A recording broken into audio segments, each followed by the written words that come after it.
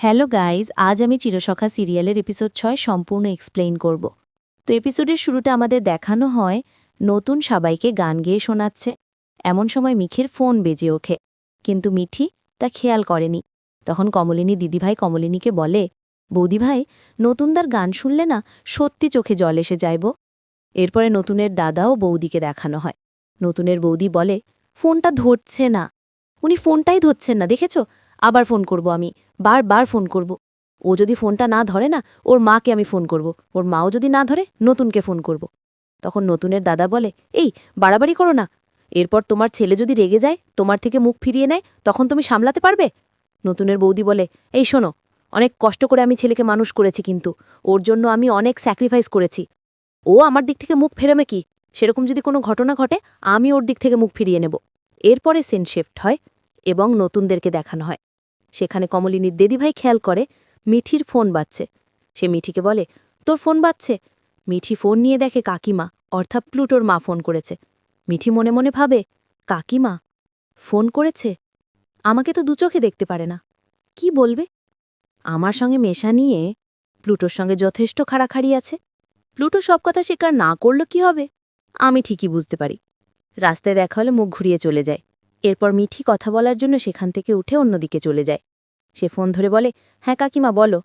তখন নতুনের বৌদি বলে, এই শোন, তুই আমার ফোন ধরছিস না কেন রে? তখন মিঠি বলে, আমি আসলে ট্রেনে আছি তো শুনতে পাইনি। আর নতুন কাকু গান গাইছে, গান শুনছিলাম। তুমি শুনতে পাচ্ছ? নতুন কাকু এখনও গান গাইছে কিন্তু।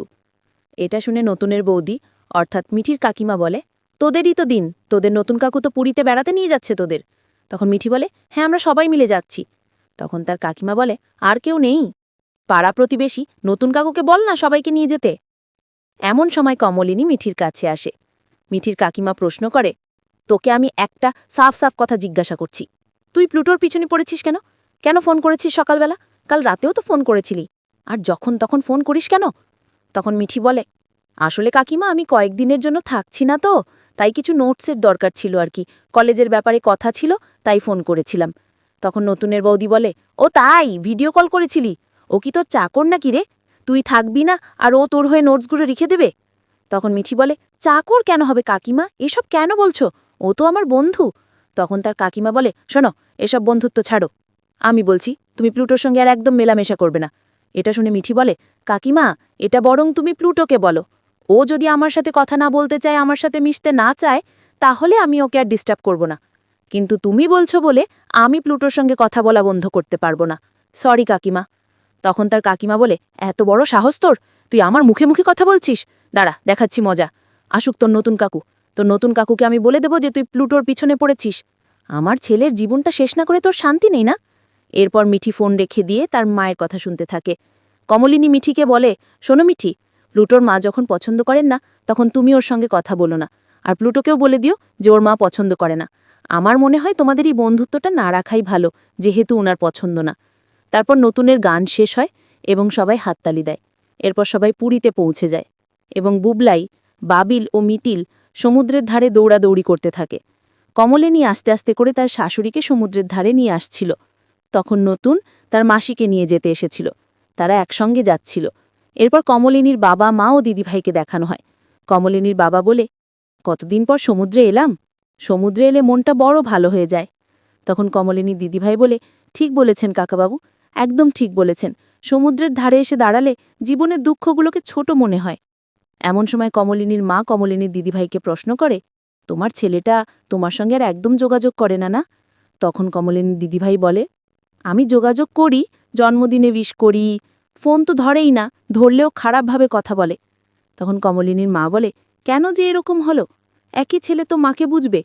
তখন কমলিনীর দিদিভাই জবাবে বলে, এক একজনের কপালে এমনই হয় কাকিমা, এক একজনকে মানুষ ভুল বোঝে। তখন কমলিনীর বাবা বলে, তুমি যদি ঠিক থাকো মা, সবাই একদিন তোমার কাছে ফিরে আসবে। যারা আজ তোমাকে ভুল বুঝে দূরে চলে গেছে, একদিন দেখবে সেই এসে তোমাকে হাত ধরে তোমাকে বাড়ি নিয়ে যাবে। তখন কমলিনীর দিদিভাই বলে, জীবন থেকে অনেকগুলো বছর চলে গেছে কাকাবাবু, সেই বছরগুলো তো আমার কাছে আর ফিরে আসবে না। আর যদি সেরকম ঘটনা ঘটেও, সেই দিনের আমি আর আজকের আমি তো এক নই, হয়তো আমিই ওদের ফিরিয়ে দেব। আর কিছু নয় কাকিমা, ডাবলু আমার একমাত্র ছেলে তো, না জেনে না বুঝে বাবার কথায় আজকে মাকে জাজ করে। আমি জানি কাকিমা, আমার ছেলেটা না ভালো নেই, ওর মধ্যেও অনেক কাটাছেঁড়া চলছে, কিন্তু এর থেকে বেশি কি করব বলুন? তখন কমলিনীর মা প্রশ্ন করে, ইঞ্জিনিয়ারিং পড়ে না? তখন কমলিনী দিদিভাই জানায়, হ্যাঁ এই বছরই তো পাশ করলো, চাকরিও পেয়েছে বোধহয় কোথাও। আমায় না ওরা আর কিছু জানায় না কাকিমা, ওই পরিচিত কিছু আত্মীয় স্বজন রয়েছে শ্বশুরবাড়িতে, ওদের থেকেই যা জানতে পারি। তখন কমলিনীর মা প্রশ্ন করে, জামাই এমনিতে ভালো আছে? তখন উত্তরে কমলিনী দিদিভাই বলে, কি করে বলবো বলুন তো কাকিমা, কে ভালো আছে কে খারাপ আছে? হয়তো আমি নেই তাই ভালোই আছে। এসব শুনে কমলিনীর বাবা বলে, তোমাদের তো ডিভোর্স হয়নি, তা যদি হতো তাহলে তো ডিভোর্স চেয়ে নিত। তখন কমলিনীর দিদিভাই বলে, এর চেয়ে ডিভোর্স চেয়ে নিলে ভালো হতো কাকাবাবু, চাইলে আমি দিয়েও দিতাম, বিশ্বাস করুন। না দিল ডিভোর্স, আর না বউ হিসেবে অ্যাকসেপ্ট করলো। আজ অবধি বুঝে উঠতে পারলাম না কাকাবাবু, আমার অপরাধটা ঠিক কোথায়। এরপর বুবলাই বাবিল নতুন কাকুকে ডাকছিল, তাই নতুন তাদের কাছে চলে যায়। এরপর কমলিনীর শাশুড়ি কমলিনীকে বলে, জানো তো বৌমা, এই যতবার সমুদ্রের ধারে এসেছি ততবার ছেলেটার চলে যাওয়ার কথা মনে পড়ে, কিছুতেই ভুলতে পারছি না। তখন কমলিনী বলে, কি করে ভুলবেন মা, যাকে জন্ম দিয়েছেন, ছোট থেকে এত বড় করেছেন, তাকে কি করে ভুলবেন? তখন কমলিনীর শাশুড়ি বলে, বড় একটা ক্ষতি যখন একবার হয়ে গেছে, আর দ্বিতীয় কোনো ক্ষতি যেন তোমার উপর দিয়ে না যায় সেটাই তো আমি দেখব। তারপর নতুন বলে, এসো বসার ব্যবস্থা করেছি, বসো। কাকাবাবু কাকিমা বসবেন তো? উত্তরে কাকিমা বলে, না আমার এখন চেয়ারের দরকার নেই। তখন বুবলাই বলে, নতুন কাকু এবার একটা গান ধরো, মা তোমাকেও কিন্তু গান গাইতে হবে আমাদের সঙ্গে। এরপরে সবাই গান গাইতে শুরু করে। গান গাওয়া শেষে শ্বেতা নামক একজন মহিলা দূর থেকে কমলিনীকে ডাকে। তখন কমলিনী তার মাকে বলে, মা ও মা, ওটা তো শ্বেতা, তোমার মনে আছে? আমার সাথে কলেজে পড়তো, মাঝে মাঝে আসতো আমাদের বাড়িতে। তারপর কমলিনী দৌড়ে শ্বেতার কাছে যেতে শুরু করে। তখন কমলিনীর শাশুড়ি কমলিনীকে দৌড়াতে নিষেধ করে।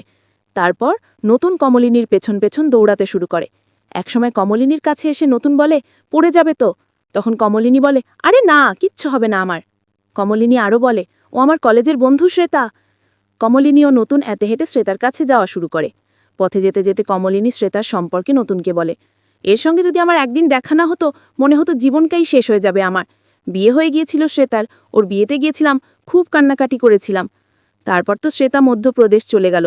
তখন নতুন বলে, তোমার কলেজের কথা শুনে আমারও কলেজ লাইফের বন্ধু চন্দ্রের কথা মনে পড়ল। চন্দ্র আমার কলেজের সব থেকে কাছের বন্ধু, তোমার শ্বশুরবাড়ির ছাদে দাঁড়িয়ে আমরা প্রচুর আড্ডা মারতাম। একদিন চন্দ্র আমার কাছে এসে বলল, আমার একটা কাজ করে দিবি? আমি বললাম, কি কাজ? ও বলল, আমার একটা মেয়েকে খুব পছন্দ হয়েছে, ওকে প্রপোজ করবি আমার হয়ে? তখন কমলিনী বলে, আর তাই তো করলে তুমি।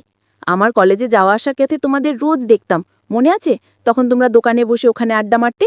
যেদিন তুমি আমার সাথে দেখা করতে এলে আর বললে যে কিছু কথা বলার আছে, তখন আমার কি বুক ধরফর আর বুক টিপটিপ, মানে এত নার্ভাস হয়ে গিয়েছিলাম, ভয় আমার হাত পা একবারে ঠান্ডা হয়ে গিয়েছিল। তারপর নতুন মনে মনে ভাবে, আমি তো চেয়েছিলাম আমার নিজের কথাটা বলতে, কিন্তু যেদিন বলবো ঠিক করেছিলাম তার আগের দিন চন্দ্র বোমাটা ফাটালো। বলল, ওই মেয়েটিকে আমার মনে ধরেছে, ওকে আমি বিয়ে করতে চাই, তুই আমার হয়ে প্রপোজ করবি। চন্দ্রকে না দেওয়ার মতো আমার কিছু ছিল না, তাই নিজের কথাটা তোমায় কোনোদিনও বলতে পারিনি বৌঠান, কোনোদিনও না। তো এই ছিল আজকের ভিডিও। চিরসখা সহ বিভিন্ন সিরিয়ালের এক্সপ্লেনেশন ভিডিও দেখতে লাইক শেয়ার এবং সাবস্ক্রাইব করে আমাদের পাশে থাকুন।